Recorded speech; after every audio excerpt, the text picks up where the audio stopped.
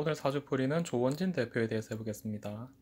많은 분들이 1월 7일을 양력으로 놓고 풀이를 하셨는데 세간에 알려진 1959년 1월 7일은 음력생일이라고 합니다. 60년대생까지는 음력생일을 쓰는 분들이 상당히 많았었고 80년대생까지도 종종 음력생일을 공식적으로 쓰는 경우가 있어서 확인을 해보시는 게 좋습니다. 그래서 사주를 뽑아보면 기해년, 병인월, 정묘일, 갑진시가 됩니다. 정화일관이 비겁과 인성이 많아서 상당히 심각하게 되었고 임묘진, 방압으로 인성이 상당히 강한 경우이므로 사상과 학문의 영향을 많이 받는 편입니다. 또 전통과 관습, 윗사람의 영향을 많이 받게 됩니다. 한편으로는 인성이 너무 많아서 답답하므로 이것을 걷어치우고 싶어하는 심리도 같이 있게 됩니다. 재성인 금기운이 원국에 없고 지장간에도 없어서 결국 식상이 용신이 되는데 식상을 용신으로 쓰더라도 식상 상제로 잘 이어지지 않아서 활동에 비해 성과가 더디고 재성이 없으므로 과다한 인성을 억제해주지 못해 식상 또한 인성에 억눌리기 쉬운 형국입니다. 그래서 직접 기획하고 활동하여 성과를 내기보다는 누군가가 주는 것을 물려받는 형태로 가기 쉽습니다. 운에서 재성인 금을 받아야 좋습니다. 신강하고 식상을 용신으로 써서 소신을 펼치는 일을 하더라도 대체로 전문가로서 조언해주는 참목격이어서 직접 소유하고 경영을 하는 오너나 대표가 되기에는 사실 좀 어려운 사주입니다. 오너 경영을 한다고 하더라도 전문성을 바탕으로 하는 소규모 전문직에 올린다고 봅니다.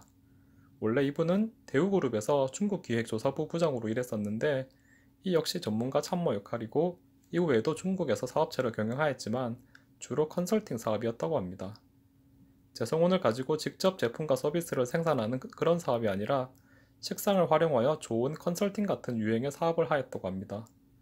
나중에는 무역업으로 크게 성공했다고 하는데 무역업 또한 직접 재화와 서비스를 생산하는 것은 아니어서 재성보다는 식상을 활용하는 사업입니다.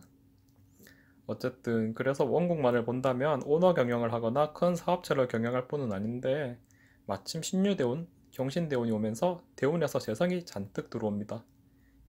이 큰 재성운을 가지고 발복하여 중국에서 사업을 성공하고 국회의원이 되는 성과를 이루게 됩니다.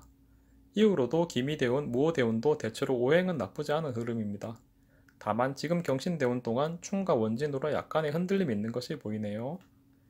그리고 이번 경신대운이 지나가면 다시 재성운이 없어지게 되므로 사업을 크게 벌였던 것들은 이제 서서히 축소하거나 정리하는 게 좋을 것 같습니다.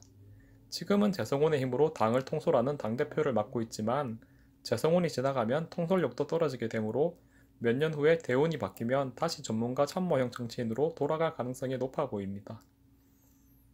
결론, 원국에 재성이 없어서 원래는 오너 경영인보다는 식상을 활용하는 전문가 사주이지만 재성운의 힘으로 사업도 성공하고 국회의원도 되었다. 그래서 재성운이 있는 2021년까지는 잘 된다.